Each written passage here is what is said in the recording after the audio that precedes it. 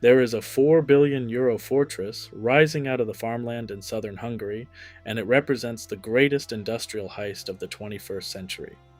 But those buyers didn't go back to petrol cars, they just changed jerseys.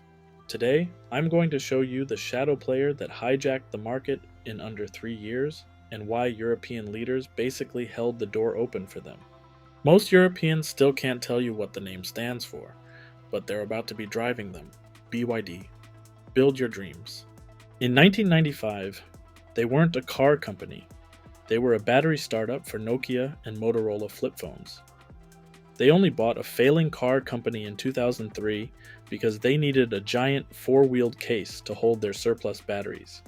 When Warren Buffett bet $230 million on them in 2008, analysts laughed at him. That stake eventually hit $9 billion, and the world stopped laughing.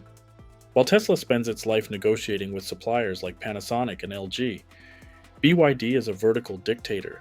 They build their own chips, they code their own software, and they own the mines for their own batteries. Tesla is a tech company trying to build cars. BYD is a battery empire that simply decided to put wheels on its products. That structural edge allows them to build a car for thousands less than a Tesla and still make a killing on the margin. To conquer Europe, BYD executed a three-move checkmate while the West was distracted by Twitter headlines. Move 1: the Trojan horse. While everyone was arguing about Elon Musk's politics, BYD quietly flooded the streets with the Dolphin and the Seal. In early 2026, their sales grew by a staggering 152%. They weren't just competing, they were inhaling Tesla's dying market share. Move 2: walking around the wall.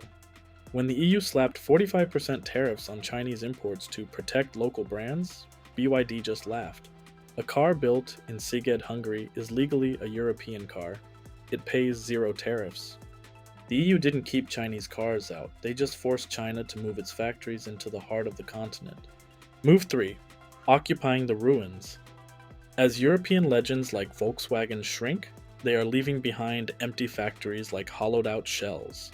Chinese brands are already moving in, taking over old Nissan plants in Spain and scouting sites in France and Italy.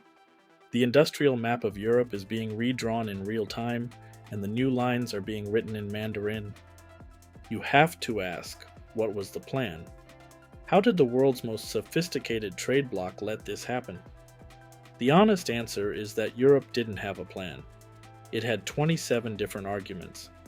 While Brussels wrote angry documents about strategic autonomy, Hungary's Viktor Orban rolled out the red carpet for Beijing.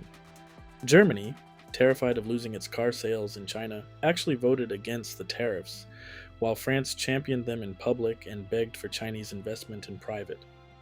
It is a brutal picture.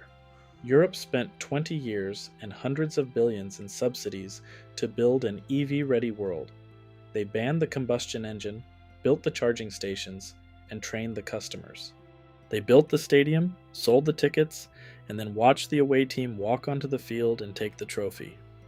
Europe didn't lose its car industry, it handed over the keys. But the most uncomfortable chapter is just starting, and it's happening inside the boardroom at Volkswagen. The German giants have reached a breaking point. Fight BYD or join them. Volkswagen has already made its choice and it's going to shock you. That's next week's story. Subscribe so you don't miss the end game. In the comments, tell me, is a Chinese factory in Europe a lifeline for workers or the final nail in the coffin?